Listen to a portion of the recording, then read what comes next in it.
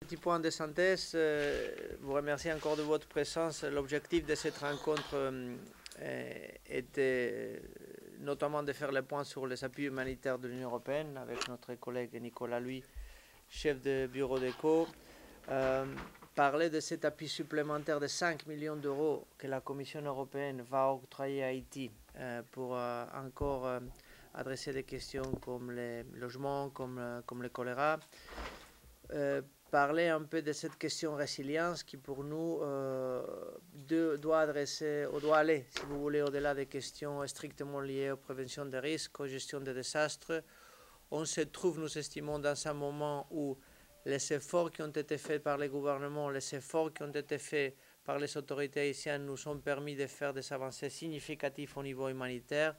Et il est moment, comme le gouvernement lui-même lui dit, d'avancer vers une agenda plus axée sur les questions de long terme,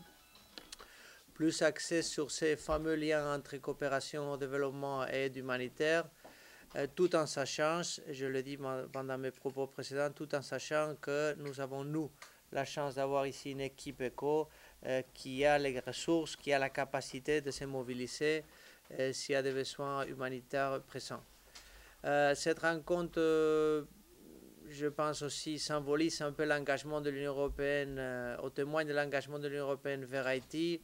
J'ai parlé de ces 5 millions supplémentaires, j'ai parlé du travail remarquable qu'ECHO fait en Haïti depuis quelques années, de toutes les actions qui ont été menées, mais j'ai parlé aussi de la prochaine visite de notre directeur général pour la coopération, M. Frutuoso de Melo, qui sera ici la semaine prochaine et qui va annoncer encore des appuis budgétaires importants, des appuis budgétaires qui symbolisent, si vous voulez, la confiance que l'Union européenne a dans l'action du gouvernement,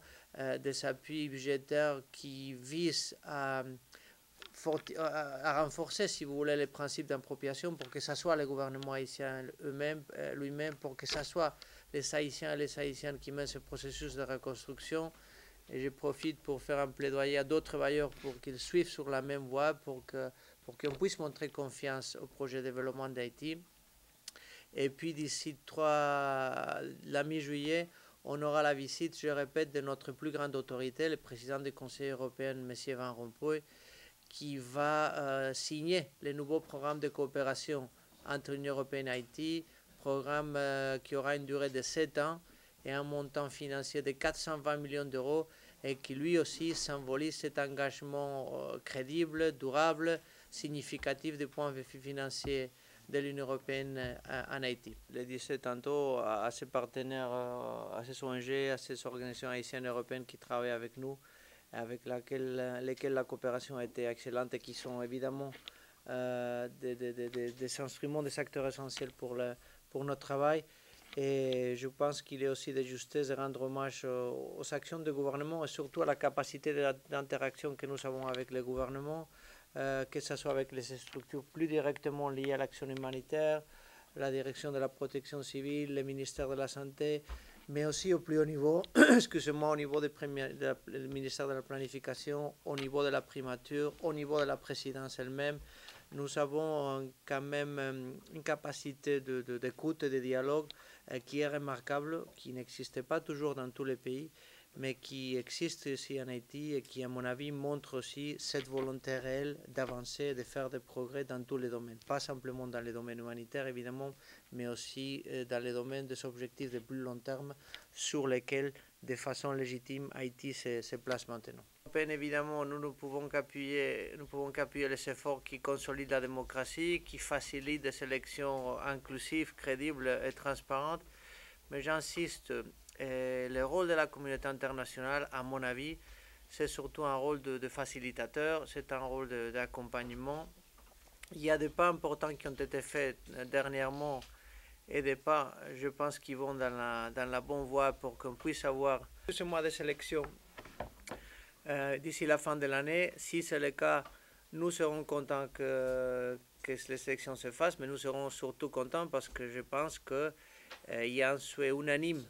de tous les acteurs haïtiens pour que ce processus électoral se déroule le plus tôt possible et dans les meilleures conditions possibles. Nous exprimons normalement notre position publiquement dans le cadre de Core Group lidéré, comme vous le savez, par Sandra Honoré, la représentante du secrétaire général de la MINUSTAH.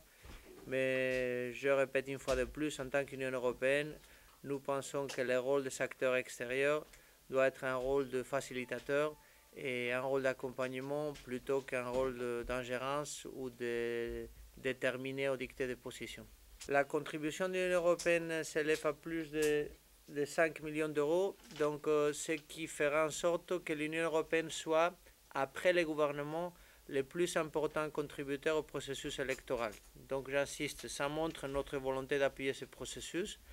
mais notre volonté d'appuyer ce processus d'un point financier, d'un point de vue technique, pas dans une approche qui vise à imposer, à dicter, à suggérer des solutions qui doivent, je le dis une fois de plus, qui doivent être déterminées par les Haïtiens eux-mêmes. L'approche de la Commission européenne et de l'Union européenne vis-à-vis Haïti et la coopération avec l'État haïtien utilise plusieurs types d'instruments différents. En ce qui nous concerne, ce qu'on appelle ECHO est donc le bureau de la Commission européenne en charge de l'aide humanitaire et de la protection civile. Ce bureau-là montre aussi l'attention portée par la Commission européenne aux plus vulnérables et aux besoins humanitaires. Nous sommes effectivement aujourd'hui dans une phase de réduction drastique des besoins humanitaires et ceci est lié non seulement aux efforts de l'État haïtien mais aussi de ses partenaires humanitaires comme les organisations non gouvernementales, certaines agences des Nations Unies et le mouvement de la Croix-Rouge. Vous avez vu une réduction drastique du nombre de sites de déplacés et du nombre de personnes déplacées.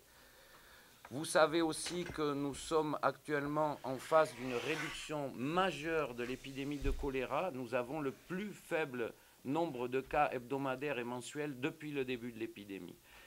La Commission européenne avait jugé bon d'engager 18,5 millions d'euros pour financer des projets humanitaires en Haïti en 2014.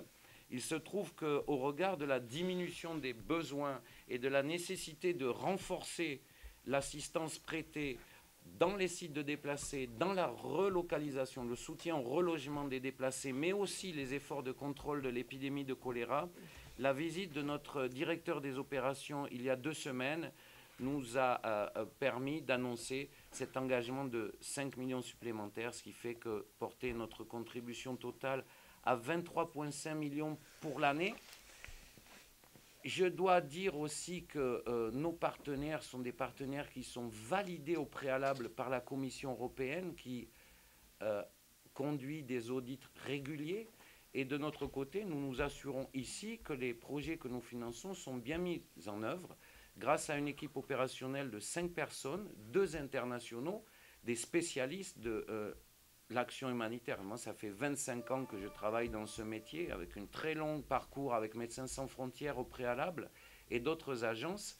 et 3 collègues haïtiens extrêmement chevronnés, que ce soit dans la santé publique, dans la sécurité alimentaire ou dans la réduction des risques liés aux catastrophes.